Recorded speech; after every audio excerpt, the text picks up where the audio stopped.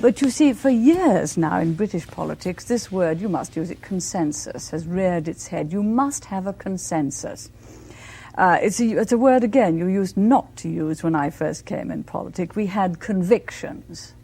And we tried to persuade people that our convictions were the right ones. And it's no good having convictions unless you have the will to translate those convictions into action. But politics was more, if you had convictions, than a matter of multiple maneuverings to get through the problems of the day.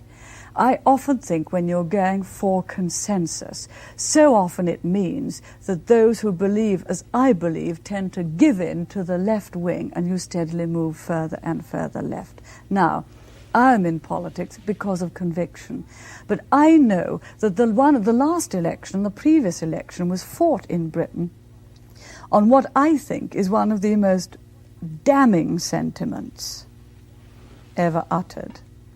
And it was by the predecessor to Mr. Callaghan, Harold Wilson. What the British people wanted, he said, was a bit of peace and quiet, anything for a quiet life. Now, you know and I know that this is the great drag on democracy, that people will say, does my voice count? Can I do anything? And therefore they leave it to a tiny, well-organized minority. Now you ask, have people learned?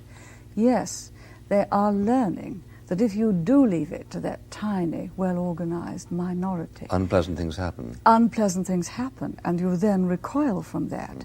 In part, you expect your politicians to do something about it. The question is whether the people themselves will back up the politicians.